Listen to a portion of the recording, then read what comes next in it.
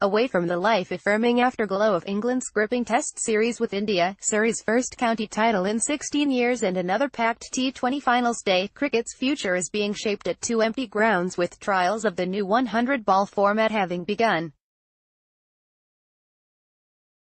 The 100, a 5-week tournament featuring 8 invented teams and intended to capture a supposed new audience for the sport, will land in the middle of the summer from 2020 onwards. And to ensure the actual cricket is up to scratch, 6 days of testing is taking place this month using around 40 male and female county players. These pilot matches got underway on Friday and Saturday at Loughborough University, with women cricketers acting as the first trialists. The men start 3 straight days at Trent Bridge on Sunday before a final outing for the women on the 27th of September. Only Monday's session is open to the media as the England and Wales Cricket Board's cricket department tries to deliver a workable formula from the brief handed down by the marketing folk. This, essentially, is to reinvent the sport for the layman, breaking down perceived barriers to entry and jargon by devising a simple 100 balls per innings match.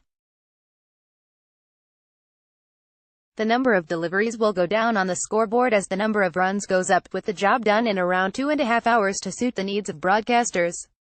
These pilot days are not matches but are instead being used to explore different in-game scenarios and playing conditions, that is, power plays and fielding restrictions, with the players set to then give feedback on flow and duration of the game, tactical innovation and player enjoyment, to the ECB.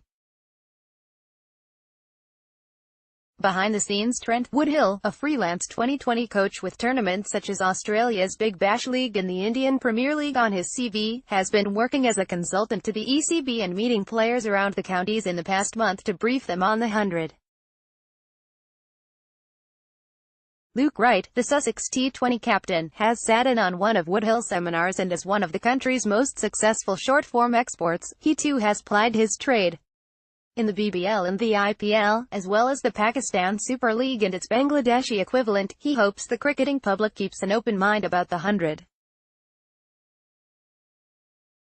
Wright told The Observer, "The response has been so negative. If it's a disaster, then slate it. But I saw the same happen at the start of the Big Bash and that has been a huge success. The 100 could have been handled better, especially the drip feed of information, but the concept is sound, it's cricket but simplified. Let's give it a chance." Since the 100-ball concept was first announced by the ECB in April, there have been various gimmicks floated, such as teams being able to deploy all 15 members of their squad in a game and, of course, the continuing debate as to how 100 balls can be divided by a sport long used to dealing in overs of 6 legal deliveries.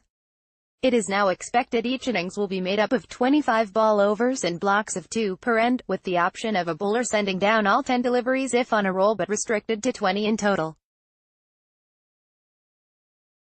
As regards the number of players, Woodhill has told Wright it is simply a case of substitute fielders being permitted to augment the standard. Wright, a World T20 winner with England in 2010, added, "I remember being in the Sussex changing room when the 2020 Cup was introduced in 2003 and the senior players had no interest for a season or two. It was great as it gave guys like me a chance, but when the crowds started flocking in, those guys thought, we'll have a bit of this. People may be cynical and say I'm endorsing it because I want a gig in it. But I'll be 35 by then. I just think it will work. Some will disagree with me and I might be wrong, but it is going to happen. We won't lose the blast and fans will still come to that too."